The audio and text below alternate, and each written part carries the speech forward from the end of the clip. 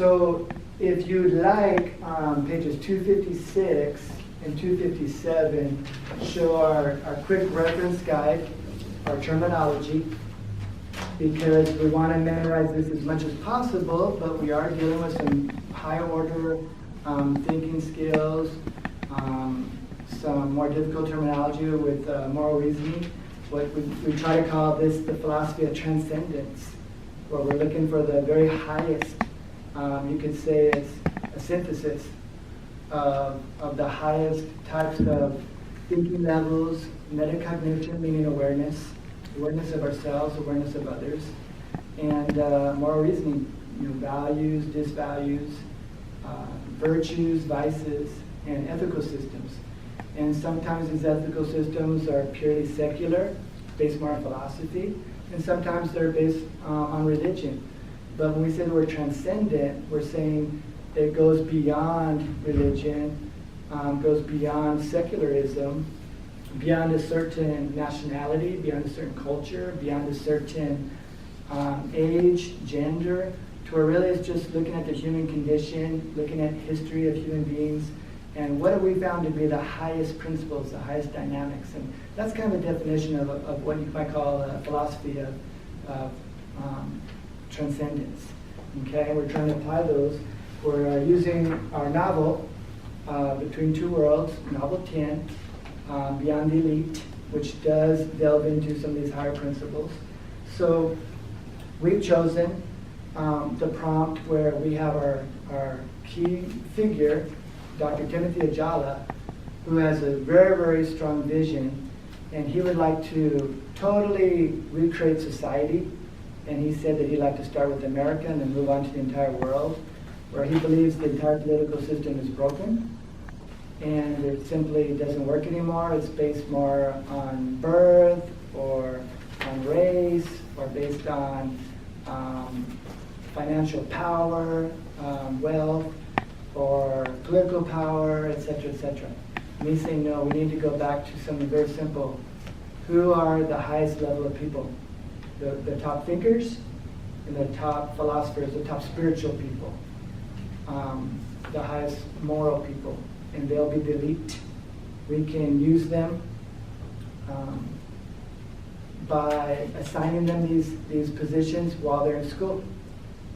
By the time they reach a certain level, let's say 6th grade, 8th grade, we kind of have a sense more or less of where they're headed. And we can put them into the elite category, which would be the top one, and they'll be like philosopher kings. They will literally rule. They'll make the decisions, they will govern. The next category, the second one, second tier, would be what's called the mediocrity. They would be people that are competent, but not the highest level. So they would definitely do careers, whether it's vocational or even scientists, etc. Definitely intelligent people, capable people, but not the highest level. They're not going to govern. And then we have the inferiors, where those people are people that have shown that either they're not highly intelligent or high thinkers, or I could even say or they are not high moral people. They might be intelligent but corrupt, immoral. They act and behave in a way that is not beneficial to others. They hurt people. They're full of vices, etc. Of course, that's his vision. It's an assignment vision. And so our category in the Socratic seminar that all of you will discuss is decide, would that be a better form of government than our current system here in the United States, where if you are a citizen now with a certain age, you can run for a government office, and as long as people vote for you, you get it. You do not have to have a certain level of education. You just have to have citizenship. And so is it better to elect people and continue our current, or do you think Dr. Ajala's vision might actually be better? So right now, we're not going to talk to anyone. We're just writing down, on our discussion topic, prompt assignment. Exactly what we just said is Dr. Ajala's vision based on Plato's Republic superior to our current American, what would you call a democratic republic, right? We have representatives, but we have to vote for them. And they have term limits, and they can be voted to continue, or someone else takes their position if they get more votes. So the first step is pre-discussion, so without talking. We're going to do the other. So you're going to write either you believe Dr. Jala's vision of having a 3-tier government is stronger, or the current American Democratic Republic to vote people in is stronger. Which one do you think is the best form of governing society?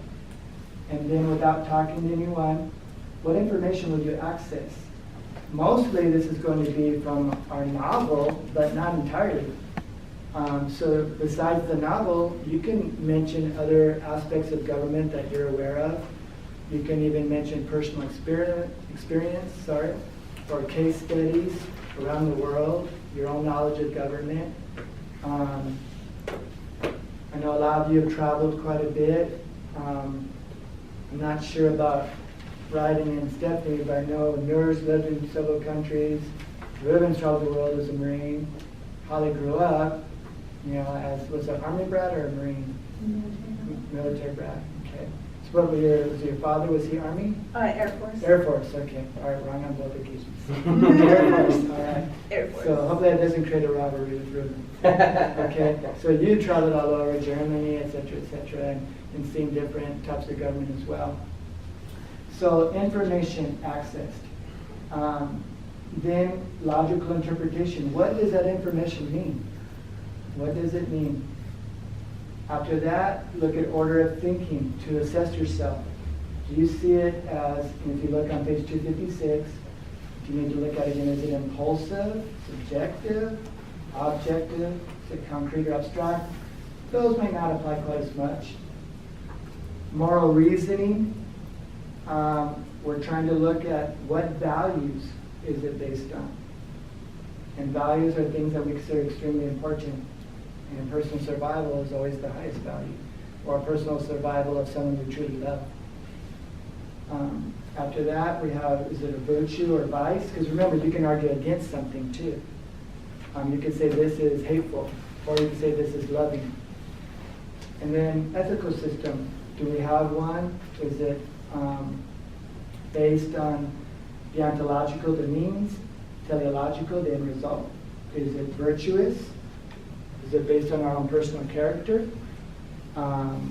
Is it utilitarian, where it's the greatest amount of good for the greatest amount of people, the least amount of harm for the least amount of people?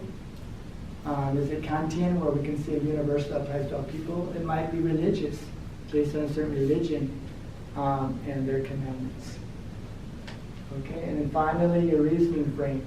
Do you feel like it's the lowest one? And I don't want to say it's always the lowest, but usually. Sometimes it may not be. Sometimes we have to be selfish as people in certain areas. But generally, it's not one we want, but that's the egoistic one. It's all about what's best for us. Tribal means it's best for us and people like us.